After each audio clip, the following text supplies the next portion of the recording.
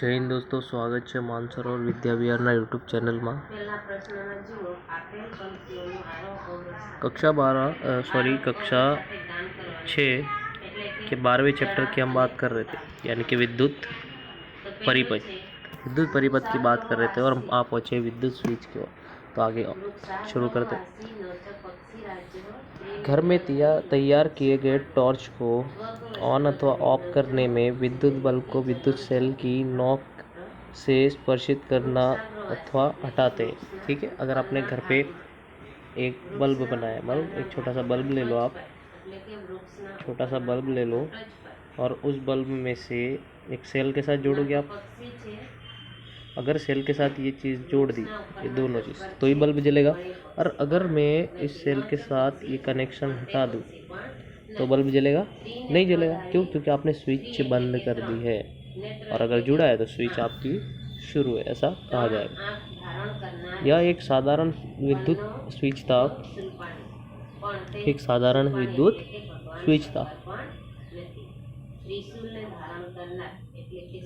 इसे उपयोग करना सुविधाजनक नहीं है। सही बात है ना, आप कब तक तार को हाथ में लेके घूमते रहोगे? सुविधाजनक नहीं।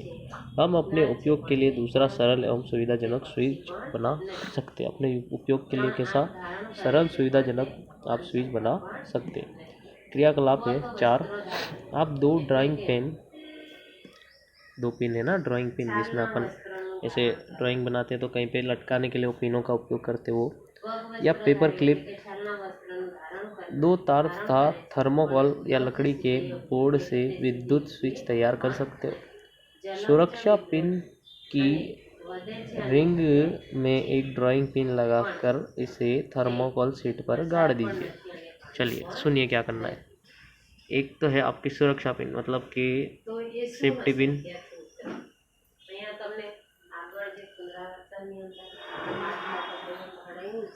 ये सेफ्टी पिन है और इस सेफ्टी पिन में आपको एक ड्राइंग पिन लगा देना है, एक तरफ है ना, एक तरफ ही लगाना है। सूचना पिन की रिंग में एक ड्राइंग पिन लगाकर उसे थर्मोकोल शीट पर गाड़ दीजिए, जैसा कि चित्र 12.8 में दिया गया है ना, 12.8 चित्र में। ठीक है, यह सुनिश्चित कीजिए कि सुरक्षा पिन आसानी से घूम सके, है ना, आसानी से घूम सके, इधर से उधर हो सके, यानी ऐसे भी मुड़ सके और ऐसे भी मुड़ सके। अब दूसरी ड्राइंग पिन को थर्मोकोल शीट पर इस तरह लगाइए कि सुरक्षा पिन का स्वतंत्र सिरा इसे स्पर्श करे, और दूसरी तरफ इस प्रकार लगाओ कि भाई जो अपना सुरक्षा पिन है उसका सिरा उसको संपर्क में रहे। इस प्रकार जुड़ा हुआ सुरक्षा पिन इस क्रियाकलाप में अपना स्विच होता है। क्या होता है? अपना स्विच होता है। अब विद्युत सेल, बल्ब तथा स्विच को चित्र 12.9 में, यह 12.9 में दर्शाए अनुसार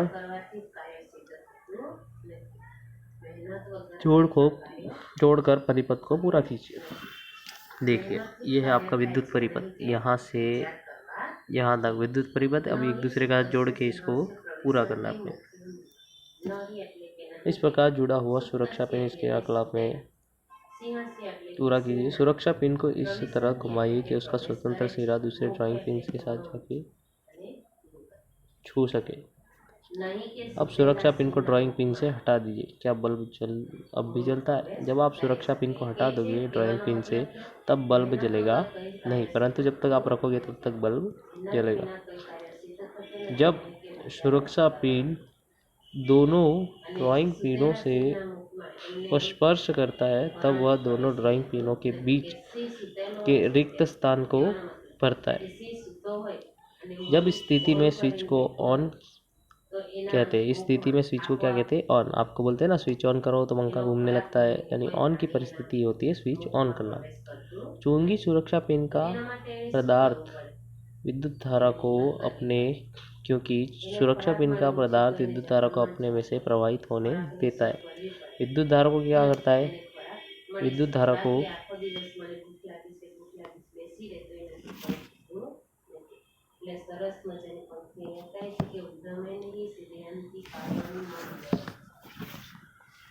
મહેનતથી કાર્ય સિદ્ધ થાય છે, નહીં કે વિચાર કરવાથી.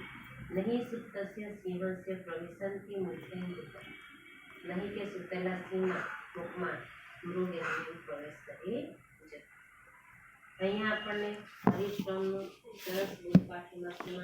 प्रभावित कर देता है विद्युत परिपथ, इस बल्ब को दीपित होता है ना, विद्युत परिपथ पूरा हो तो दीप यानी कि बल्ब वो जलने लगता है। इसके विपरीत जब सुरक्षा पिन दूसरी ड्राइंग पिन से स्पर्श नहीं करती इसके विपरीत जब सुरक्षा पिन दूसरी ड्राइंग पिन से स्पर्श नहीं करती तो विद्युत बल्ब दीप्तिमान नहीं होता, यानी कि सुरक्षा पिन यदि बल्ब से दूर रहे, आलपिनों से दूर रहे तो विद्युत बल्ब दीप्तिमान होता नहीं। इस तरह ड्राइंग पिनों के बीच का रिक्त स्थान बंद नहीं होता है। इस तरह ड्राइंग पिनों के बीच का रिक्त स्थान बंद नहीं होता है तथा परिपथ पूरा नहीं होता, परिपथ पूरा होता नहीं। इस दशा में स्विच ऑफ कहलाता है। जब परिपथ पूरा नहीं होता तो स्विच ऑफ है ऐसा कहलाता है, जैसा कि चित्र 12.9 में दर्शाया गया है। स्विच एक सरल युक्ति है जो परिपथ को छोड़ या तोड़ सकती है। घरों में स्विच का उपयोग बल्ब को दीप्तमान करने तथा अन्य युक्तियों को चलाने के लिए करते हैं। यद्यपि घरों में उपयोग होने वाले स्विच इसी पद्धति पर कार्य करते हैं पर इनके डिज़ाइन जटिल होते हैं। घरों में जो स्विच होते हैं वो ऐसे ही काम करते हैं पर इनका डिज़ाइन क्या होता है, जटिल होता है। मतलब अपन समझ पाते नहीं है, पता है ना, स्विच चालू करो बंद करो तो अपन समझ पाते नहीं। विद्युत चालक तथा विद्युत रोधक। हमने अपनी सभी क्रियाकलापों में परिपथ को पूरा करने के लिए धारा के तार उपयोग किए थे। मान लीजिए कि परिपथ बनने के लिए धातु के तारों के स्थान पर हम सूती धागे का उपयोग करते, यानी धातु के तार की जगह पे धागा उपयोग करो। क्या सोचते, इस अवस्था में बल्ब दीपित होगा? बिल्कुल नहीं होगा। विद्युत धारा के प्रवाह के लिए परिपथ में किस प्रकार के पदार्थों का उपयोग किया जाता है? आइए इनका पता लगाएं। एक और क्रियाकलाप दिया है आपको, क्रियाकलाप 4 के लिए प्रयुक्त विद्युत परिपथ से स्विच को अलग कीजिए। ऐसा करने से आपको चित्र 12.12 के अनुसार दो स्वतंत्र तारों के सिरे मिल जाएगी। ठीक है, अब ये दो स्वतंत्र तारों के सिरे, एक यहाँ पे एक यहाँ पे, दो तारों के सिरे मिल गए। क्या बल्ब जल उठता है? अगर दोनों तारे अलग कर दोगे तो जलेगा कैसे?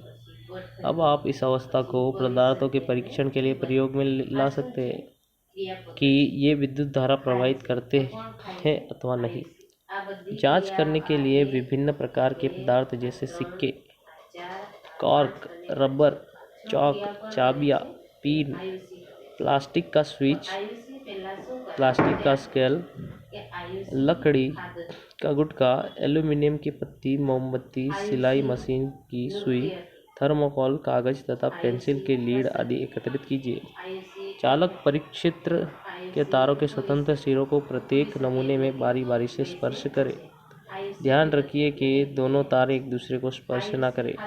क्या हर बार बल्ब जलता है? सारणी 12.1 को आपको भरनी है कि अब जलता है कि नहीं इसके बारे में। ठीक है, चलिए आगे पढ़ते हैं। आप क्या पाते हैं?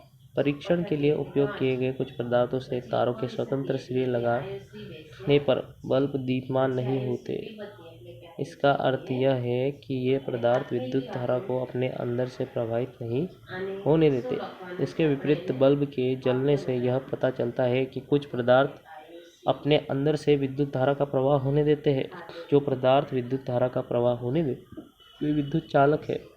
विद्युत रोधक अपने अंदर से विद्युत धारा को प्रवाहित नहीं होने देते। सारणी 12.1 की सहायता से उन पदार्थों का नाम बताइए जो विद्युत चालक है और उन पदार्थों जो विद्युत रोधक है। मतलब कि अलग अलग चीज़ों आप तार के बीच में लगाओगे, जिस चीज़ को लगाने से बल्ब जल उठे वो विद्युत चालक है, और कोई ऐसी चीज़ लगाओ जिससे बल्ब ना जले वो विद्युत रोधक है। विद्युत चालक जैसे कि चाबी, सिक्का, तांबे का तार। विद्युत रोधक तो चौक, लकड़ी या प्लास्टिक का टुकड़ा। आपने क्या निष्कर्ष निकाला है? कौन से पदार्थ विद्युत चालक है और कौन से विद्युत रोधक? अध्याय 4 के उन पदार्थों का स्मरण करें जो चमकदार होते हैं।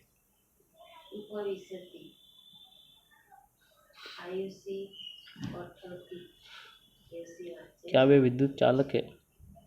अब आप आसानी से समझ सकते हैं कि तारों को बनाने के लिए तांबा, एल्यूमीनियम तथा अन्य धातुओं को क्यों प्रयुक्त की जाती है। आइए क्लब 4 की सारणी में, जिसमें हमने स्विच के बाद का एक परिपथ बनाया था। जब स्विच खुली स्थित था तब क्या दो ड्राइंग पिन थर्मोकोल शीट से जुड़े हुए नहीं थे? हाँ, जुड़े हुए थे।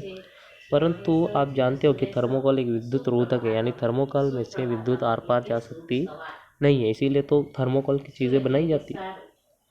क्योंकि स्विच के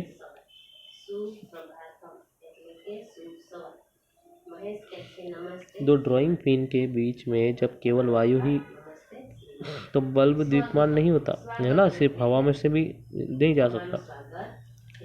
इसका तात्पर्य है कि वायु भी विद्युत रोधक है। वायु भी कैसी है? विद्युत रोधक। विद्युत चालक तथा विद्युत रोधक हमारे लिए समान रूप से महत्वपूर्ण है। हमारे लिए कैसा है? समान रूप से महत्वपूर्ण है। स्विच, विद्युत प्लग, सॉकेट सुचालक पदार्थों से बनता है। ये तीनों चीज़ें किससे बनती है? सुचालक पदार्थों से बनती है। दूसरी ओर विद्युत तारों, प्लग के ऊपर के भाग, स्विच तथा विद्युत उपकरणों के अन्य भाग जिन्हें लोग स्पर्श कर सकते हैं, उनको बनाने के लिए रबर तथा प्लास्टिक का उपयोग होता है ना। बाकी सारी चीज़ें जिसको अपन लोग स्पर्श कर सकते हैं वो सब रबर से बनती है और प्लास्टिक से बनती है। तो आपको इसका स्वाध्याय पूरा लिखना है और यहाँ पे आपका ये चैप्टर ख़त्म होता है। आगे ये स्वाध्याय आपको पूरा लिखना है पहले तो, उसके बाद नोट भी बनानी है। आगे अगला लेक्चर अगले वीडियो में। बहुत बहुत धन्यवाद।